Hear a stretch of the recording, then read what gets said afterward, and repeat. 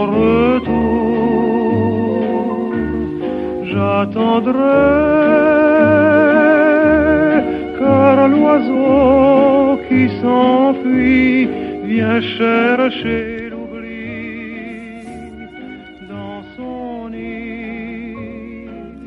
Muy buenas noches, o muy buenos días, o muy buenas tardes, como tú prefieras, porque ese momento lo eliges tú. Y es lo bueno que tiene el que escuches a través del mundo podcast. Un mundo maravilloso donde yo siempre me he sentido muy cómoda, muy tranquila para poder contar algo que es necesario y vital en nuestra existencia y en nuestra esencia, como es la historia. Y os preguntaréis, ¿y por qué Pilar ahora le ha dado por grabar podcast? No se equivoquen, que yo no me he marchado de mi querido programa Misterios de Orión, ni me he marchado de Informe Enigma. Lo que pasa que sí, en conversaciones con amistades desde hace bastante tiempo, sale el tema. Oye Pilar, ¿por qué no contar esas historias que has plasmado en radio un poco más ampliamente? Porque vosotros me preguntáis y porque pedís. Y este es el momento. No te aseguro que salga perfecto, porque a mí la perfección, perdonadme, aburre. Y la perfección no existe. Pero sí pretendo una cosa, y es que te conciencies, que viajes, que medites. Y la historia es lo que hace que nosotros nos paremos un segundo, un minuto, un indeterminado tiempo para poder reflexionar sobre muchas formas de vida. Y en este caso, nosotros tenemos antecedentes. No vamos a juzgar ni vamos a valorar esas miguitas de esa historia que a veces vuelven, ¿no? Y a día de hoy está volviendo, pero no me malinterpretéis, porque aquí no vamos a entrar en juicios paralelos de lo que está aconteciendo en el mundo. Antes de comenzar, sí me gustaría invitaros a la tranquilidad desde vuestras casas para escuchar esto que os voy a contar, que es una historia de valentía, también de alegría y a la vez tristeza. Un mix no perfecto, pero sí importante para que entendamos el porqué de muchas cosas.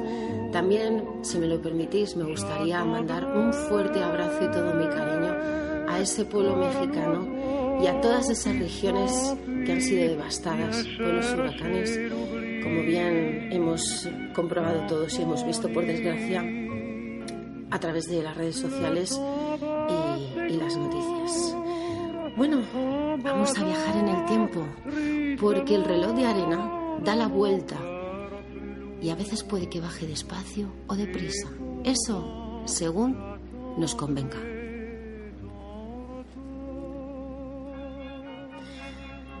Los olvidados de la línea Maginot, amigos míos. Una historia que se ha quedado un poco en el olvido, porque ¿cuántas veces se ha contado esta historia? ¿Cuántas veces se ha hablado? Pues muy pocas. Francamente, he encontrado muy poca documentación. Pero la que ha llegado a mis manos ha sido relevante y no menos importante como para reflexionar y decir, esto hay que contarlo, porque hay que entender muchas cosas. Y es que el amor por tu región, por tu país, por tus semejantes, en muchas ocasiones no entienden ni de ideologías ni de fanatismos. Y aquí tenemos un claro ejemplo.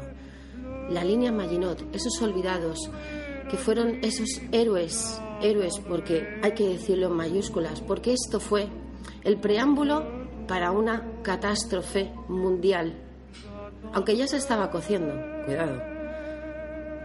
Pero en el momento que surgió, estos valientes encontraron la peor de las contiendas. Ni la guerra civil, ni el tiempo tristemente hallado durante el tiempo que estuvieron en los campos de refugiados en Francia, no se puede igualar al horror que vivieron muchos en los campos de concentración, sobre todo en Mauthausen. Bueno, sin más dilación, vamos a viajar todos alrededor del reloj de arena. Pues después de la Primera Guerra Mundial, Francia construyó pues una cadena de fuertes para evitar una nueva invasión alemana, la línea Maginot. Bien es sabido que en la Gran Guerra la contienda fue bastante cruenta y fuerte. Entonces los franceses pensaron, bueno, pues para que esto no nos vuelva a pasar, vamos a vamos a crear en nuestra mente, vamos a pensar en algún proyecto de cara a un futuro para que no vuelva a suceder. Y su creador, el ministro de Guerra por aquel entonces, André Maginot, pensó en una idea. Es decir, pues oye, vamos a crear una fortaleza bastante fuerte que sea desde lo que es la línea de Francia hasta Alemania, para que aquí nadie pueda penetrar. La verdad que bastante bien ideado, sobre todo en la época que se pensó, porque esto fue ideado en el año 1929, que para que los que conozcáis el contexto, fue el año de la caída de la economía mundial y fue bastante brutal. Y aquí hay una frase que yo recuerdo que decía una profesora de historia y la verdad que nos llamó poderosamente la atención, y es que cuando Estados Unidos se constipa, no, perdón, al revés, cuando Estados Unidos estornuda, Europa se constipa, y aquí se cogió el catarrazo del siglo, nunca mejor dicho. Bueno, pues cae la bolsa de Nueva York, el crack del 29, fue tremendamente brutal, porque aquello fue, digamos que esa desgracia se proyectó en todos los países, concretamente en Alemania. Bueno, increíble lo que sucedió, y eso fue el preámbulo a esa Segunda Guerra Mundial. No contento con ello, pues se expandió esta crisis económica, muchísima gente desempleada, por aquel entonces no había subsidios del paro como tenemos hoy en día, la comida escaseaba, la moneda estaba totalmente devaluada. Bueno, una serie de cuentas catastróficas que unieron un collar tremendo. Y aquí André Maginot ingenió un plan para poder dar trabajo, y es la creación del proyecto de la línea Maginot, que dio su comienzo. No obstante, en 1939 finaliza la guerra civil en nuestro país y se produce ese movimiento masivo de refugiados republicanos españoles. Concretamente se contabiliza que unos 400.000, pero si me apuráis, el tema de los números, la verdad, es todo muy con cuentagotas. Bueno, pues el tiempo que cruzaron los españoles esa frontera, se encontraron, la verdad, que un clima bastante triste, lúgubre y truculento.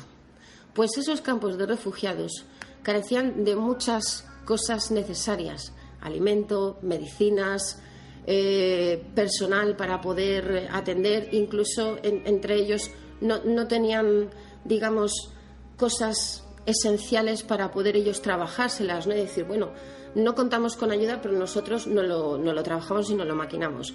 Al contrario, estaban constantemente vigilados por la Guardia Senegalesa, constantemente amenazados. No obstante, les llegaban noticias no muy positivas de España.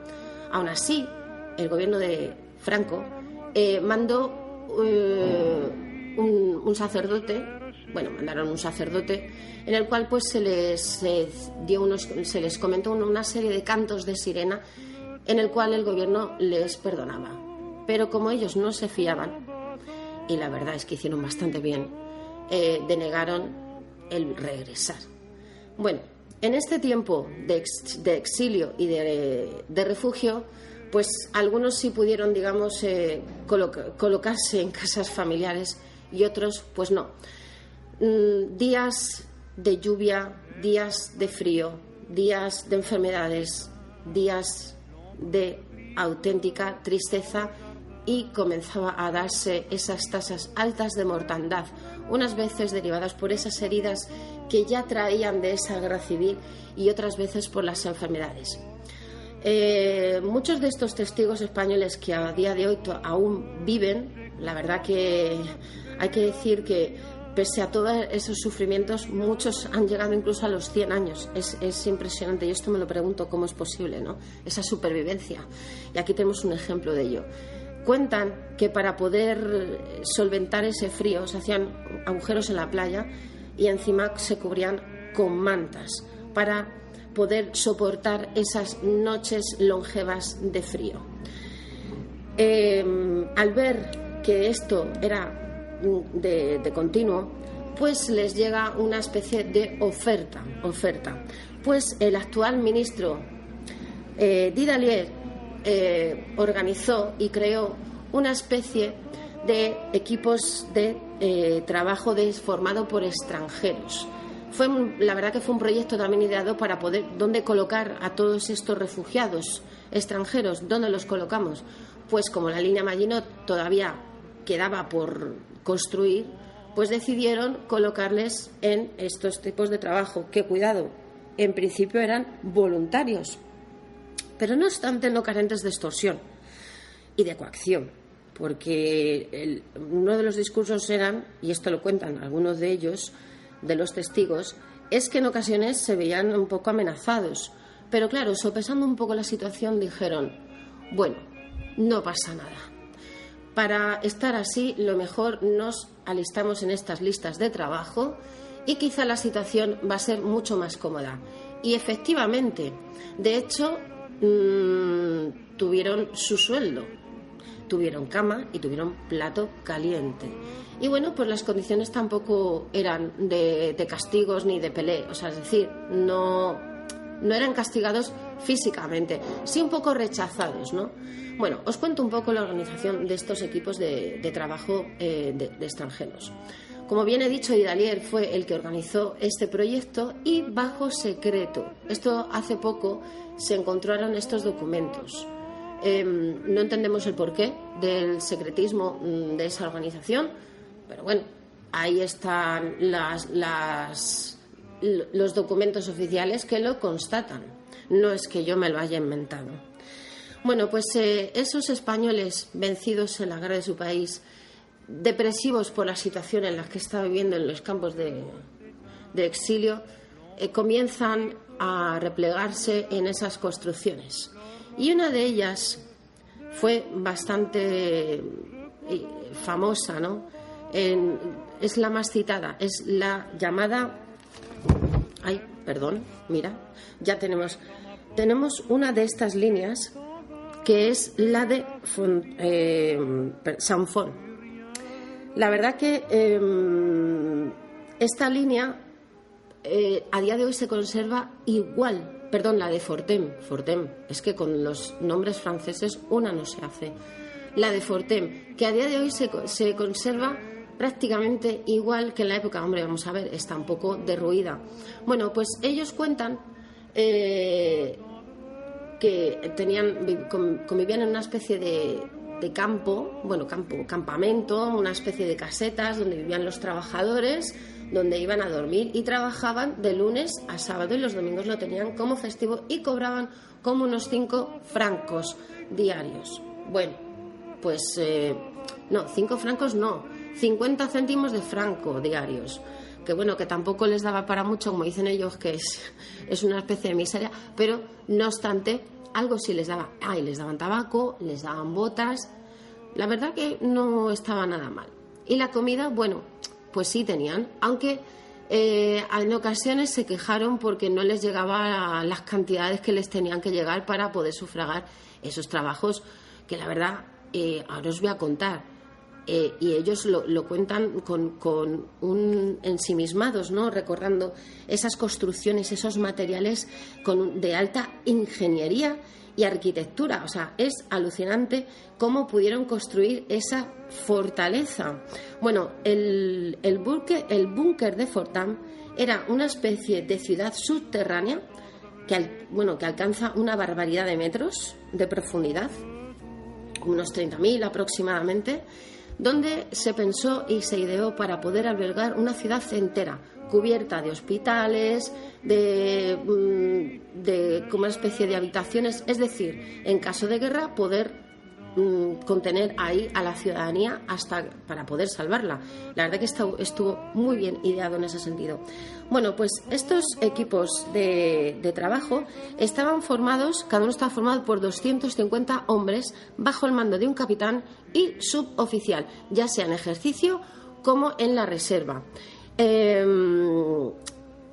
de 12 miembros de la Guardia Republicana, 2 secretarios, 2 cocineros y una ordenanza, un ciclista y un intérprete. La verdad que estaba muy bien. Luego, por parte de los trabajadores españoles, había 10 oficiales, 230 trabajadores distribuidos entre mecánicos, peones y albañiles. Un intérprete, un enfermero, barbero, 2 aguadores, 2 zapateros y 3 cocineros. Se contempla que entre 50.000 y 60.000 se enrolaron en este proyecto de trabajo. Y bueno, pues esta decisión les dio un soplo de aire fresco a todo aquello. Porque sí es cierto que algunos de los españoles exiliados, algunos se alistaron en las legiones para batallar en la contienda que se avecinaba, que era la Segunda Guerra Mundial. Y otros, la verdad, que estaban cansados ya de pelear entre hermanos, decidieron alistarse en estos equipos de trabajo. Como habéis visto, no estuvo mal planteado, pero sí es cierto que entre los franceses y los españoles había un poco de resquemor. No obstante, Francia, por aquel entonces, mayoritariamente era un país agrícola. Armamentísticamente no estaba tan avanzado como otros países como Alemania o Inglaterra, porque Alemania tuvo una ingeniería militar bastante importante, y ahora lo veremos a lo largo de esta historia. Como bien decía, esos camiones, esos coches, pues no eran muy acordes con los tiempos que estaban aconteciendo. Pero no obstante, se estaba creando y se estaba fabricando armamento potente que se dejó en esos búnkers, tanto en el de Hackenberg, que es el que también se conserva, y el de Fortem. Ocurre lo siguiente. Bueno, pues estos españoles cuentan que los domingos, digamos que el salir al pueblo les daba ese relajo, ese descanso de no recordar quizá ciertas situaciones decrépitas, ¿no? Entre que estaban lejos de su familia, entre esos pensamientos de la guerra civil por todos los seres que habían perdido, etcétera. Digamos que esto fue como una especie de, y ellos lo cuentan como si fuera vacacional, y con la gente del pueblo se llevaban fantástico, eran muy respetados y muy queridos. De hecho, la gente del pueblo, de los pueblos de alrededor, les facilitaban ropa, les facilitaban comida, e incluso se enfrentaban a las tropas francesas, a estos soldados que digamos que eran como los encargados de vigilar a estos españoles, no por nada. Pero bueno, por si acaso hubiera alguna contienda o algún conflicto, por eso estaban por esos lares. Estos soldados, estos españoles que no tenían los pobres mucha ropa, cuentan una anécdota en la cual pues tenían esos pantalones ya un poco estaban roídos las camisas, y pidieron ropa, ¿no? Para decir, oye, mira, no tengo ropa y no puedo trabajar. Pues se les ocurrió la magnífica idea de ofrecerles una especie de uniforme militar muy antiguo, de la época de la Primera Guerra Mundial. ¿Qué ocurre? Que fue motivo de mofa por parte de los soldados franceses. Y esto, pues la verdad, no les hizo, francamente, mucha gracia. Bueno, pues pasa el tiempo y ocurre lo siguiente. Alemania invade Polonia en el 39 y el siguiente objetivo es Francia. En el 40 entran por el aire con esos aviones. Y curiosamente entran por Bélgica, dejando atrás la línea Maginot, con lo cual el proceso de defensa frustrado. Francia es invadida y ante el armamento militar alemán frente al francés, se plantea el poder sacar el armamento que se había creado para la contienda.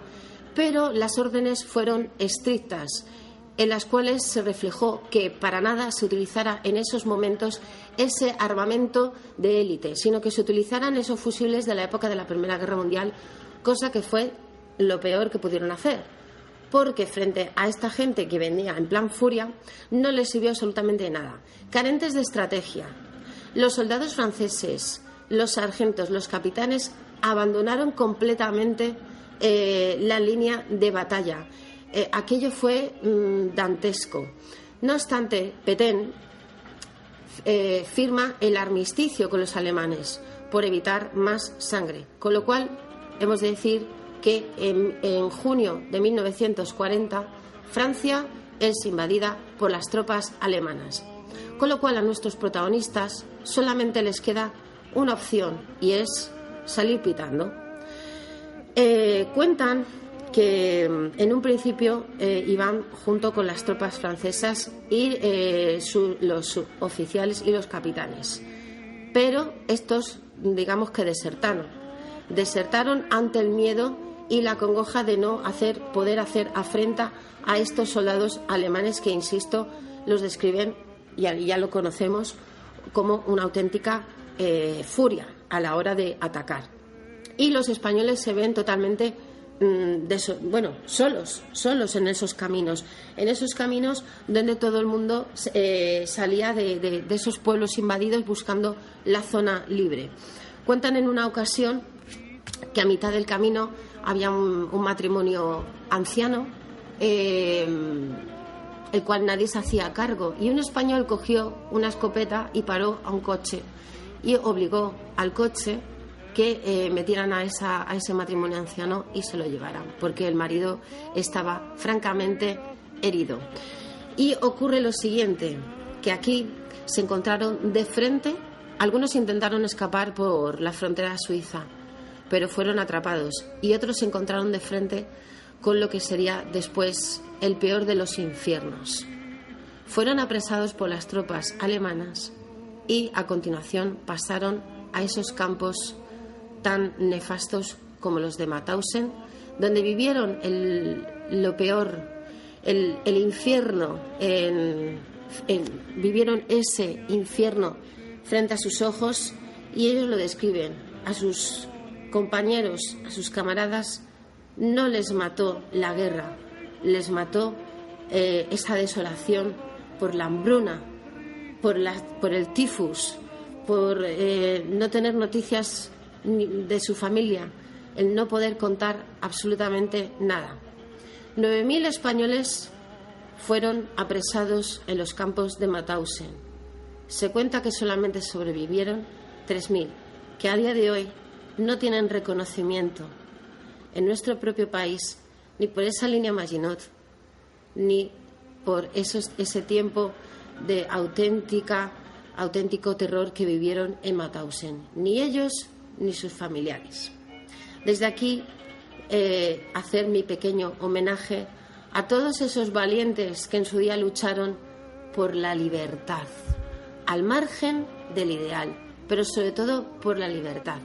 Sí es cierto que el gobierno francés les honró, les hizo un homenaje, les condecoró, y hay que agradecerles que por lo menos fueran reconocidos por su valentía y por contribuir a esa expulsión alemana.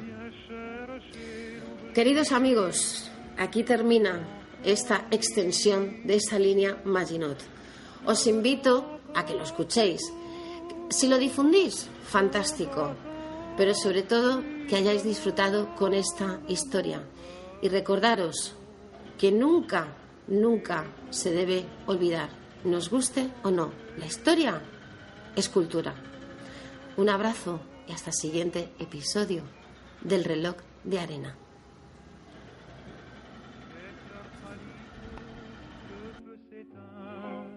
L'ombre se glisse dans le jardin, l'horloge tisse dès son trélas, je crois entendre ton pas. Le vent m'apporte des bruits lointains, guettant ma porte, j'écoute en vain, hélas plus rien ne vient. J'attendrai le jour et la nuit, j'attendrai